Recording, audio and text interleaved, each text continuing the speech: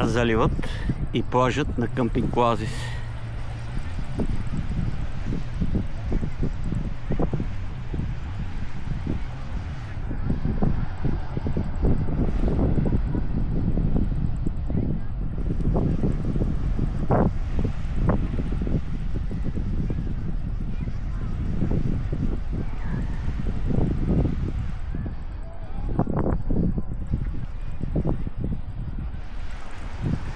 Сега поглеждаме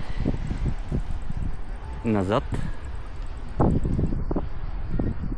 и виждаме какво се случи с бившият къмпинг Оазис.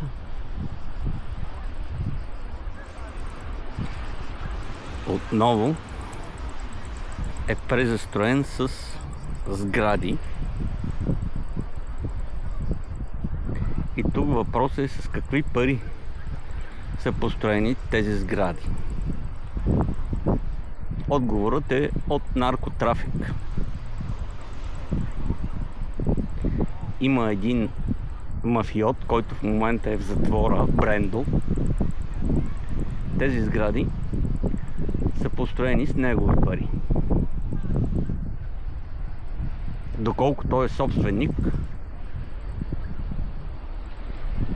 тези, които трябва да отговорят, си мълчат и се скатават.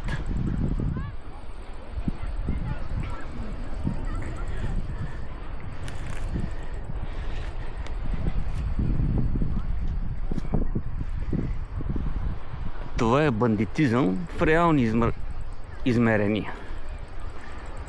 Унищожаване на природата и дълбокия сън на всички отговорни държавни фактори, за да може това да се случва.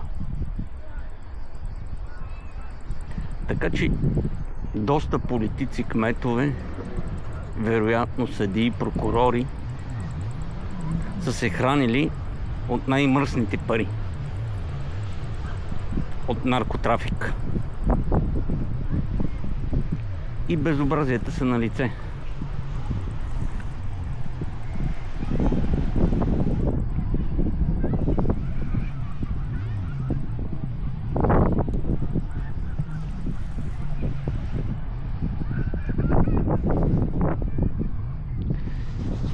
Добре, че мафиотите не могат да застроят и морето.